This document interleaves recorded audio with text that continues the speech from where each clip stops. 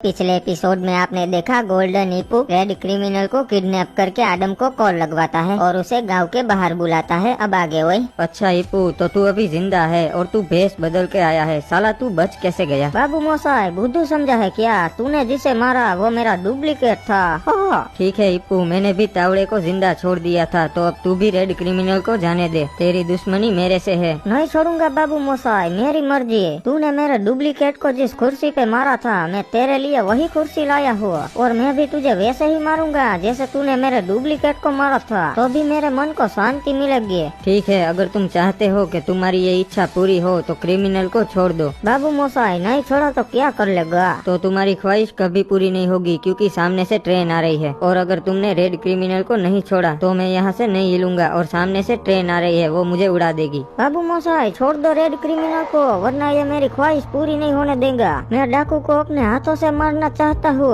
सरकार शुक्रिया, आपका ये एहसान मैं कभी नहीं भूलूंगा। आपकी बहुत बड़ी मूर्ति बनवाऊंगा क्लॉक टावर पे। डाकू आडम, ट्रेन नजदीक पहुँच गई है, पीछे हट जा।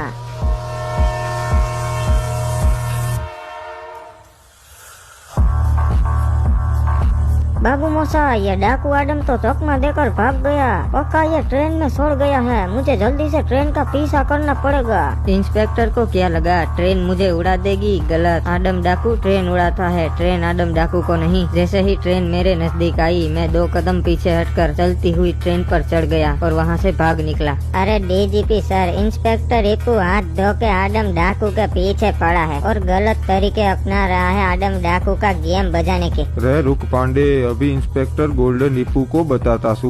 आडम डाकू कहाँ तक भागेगा? ये लो, मैं रेलवे स्टेशन पे आ गया। जितनी भी ट्रेन यहाँ से निकलेगी उन सभी की बराबरी से चेकिंग की जाएगी। आज तो तू नहीं बचेगा। और 1 सेकंड, ये अभी कौन कॉल कर रहा है? आप बोलिए डीजीपी साहब। रे ईपू, ये गलत तरीके से आडम डाकू को पकड़ना बंद कर दे।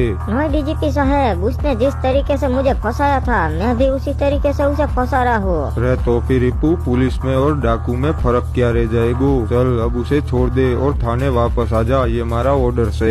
आडम डाकू, इस बार तो तू डीजीपी साहब की वजह से बच गया, पर अगली बार नहीं बचेगा।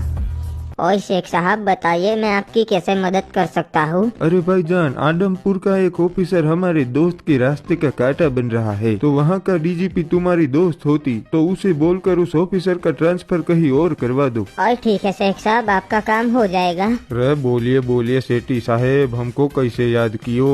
और डीजीपी साहब, आपका एक ऑफिसर बहुत येड़ा है, उसका ट्रांसफर करवा दो येड़ापुर में। रे आप गोल्डन हिपहॉप की बात कर रही हो सोके? और यहाँ वही ओए जो विधायक आडम डाकू के पीछे पड़ा है। ओए सेठी साहब, वो तो मुश्किल से है भाई, उसका ट्रांसफर मैं ना कर सकूंगा। और उसकी पहचान सीएम तक है। अच्छा होगा अगर सीएम को इस मैटर में ना आना पड़े। अच्छा ये बात से, तो सीएम को बोलकर उसके ट्रांसफर पेपर्स भिजवा दो। और ठीक है डीजीपी, शाम तक आपको सीएम का कॉल और ट्रांसफर पेपर्स भी मिल जाएंगे। ठीक है, रखता हूँ।